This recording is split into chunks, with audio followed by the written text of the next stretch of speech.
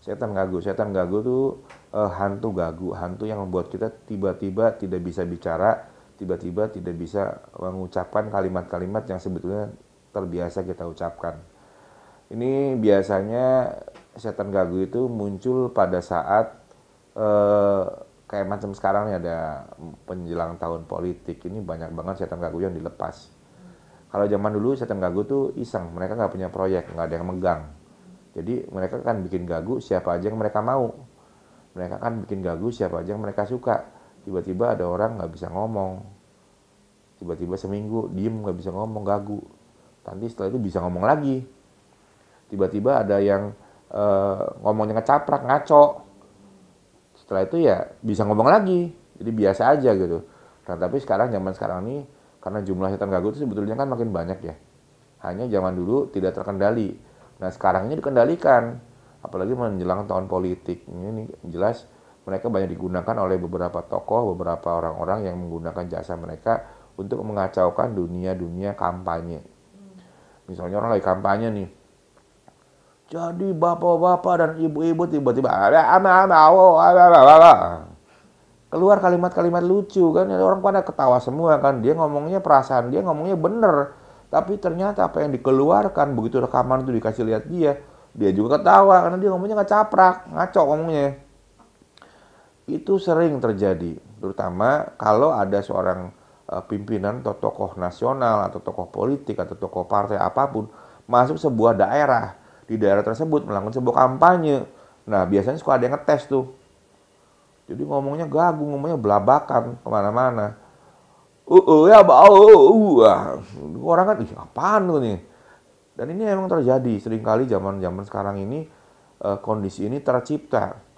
Orang yang sangat pandai, sangat luar biasa dalam berorasi, punya konsep yang jelas dalam bicara, tiba-tiba begitu masuk ke areal wilayah untuk pidato, wilayah areal untuk dia mengemukakan pendapat, apapun yang diucapkan, pendapat apapun yang dilempar, keluar dari mulutnya berantakan, ngaco. Jadi seperti otak tidak terkontrol, mulut tidak terkontrol.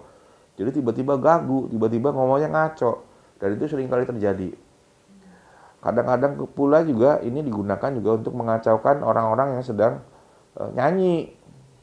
Tiba-tiba lagi nyanyi, tiba-tiba keluarnya nggak gerung suaranya. Nah, lagi nyanyi tiba-tiba, ini kan orang lihat dengerin apaan kok nyanyi kok suaranya kayak kebo gitu. Tapi ini emang terjadi dan zaman sekarang itu adalah pemanfaatan hantu-hantu gagu dimanfaatkan dalam dunia politik dan dunia entertain.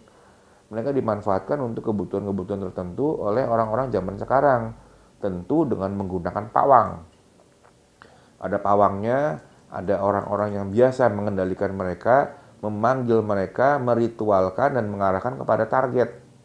Sehingga nanti pada saat terjadi satu bentuk upacara ritual tertentu tersebut, wujudnya itu nanti akan muncul, nanti akan disebut, lu nanti setelah muncul yang lu targetnya si A atau si B atau si C. Nanti begitu si C atau si A atau si B yang menjadi target ini naik panggung, apapun yang diucapkan, apapun yang dinyanyikan, keluarnya amburadul. Mungkin menit pertama masih benar. Makin lama kok ngomongnya makin ngaco. Orang nyangka, orang mabuk obat nih, nanti ngomongnya kemana-mana. Lama-lama jadi seperti itu. Nah, ini yang disebut setan gagu. Gagu, gagap, benar-benar nggak bisa ngomong apapun. Dipaksa pun akan jadi tambah malu. Endingnya ya selesai. Nggak jadi pidato, nggak jadi ngobrol, tutup mulut, ya duduk, selesai. Membedakan demam panggung dengan hantu gagu. Ya tentu berbeda ya. Kalau kita bicara demam panggung, biasanya pelakunya mungkin orang-orang yang baru, anak-anak SMA atau anak-anak kuliah yang baru belajar naik, baru belajar menjadi besar, baru belajar menjadi seorang orator. Bisa jadi terjadi begitu. Tetapi kalau seorang tokoh politik yang notabene sudah kemana-mana, track recordnya udah luar biasa, pidatonya udah 1001 bahasa misalnya, dengan latar belakang kebisaan bahasa yang berbagai macam bahasa dia bisa, itu nggak mungkin. Jadi emang dengan kondisi begitu ya kita udah bisa membedakan seorang tokoh X yang benar-benar seorang orator biasa bisa ngomong berjam-jam tanpa teks, dengan begitu lantang, menggebu-gebu, luar biasa, membuat orang bersemangat. Tiba-tiba hari itu nggak bisa ngomong, ini kan membuat tanda tanya besar. Sebuah tanda kutip yang harus kita telah lebih jauh.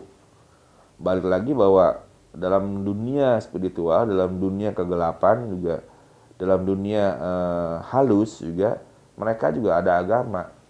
Mereka juga punya kepercayaan. Artinya butuh metode untuk menyerang mereka, untuk menghentikan mereka, sehingga mereka menghentikan aktivitasnya supaya kita bisa kembali normal atau wajar seperti apa adanya.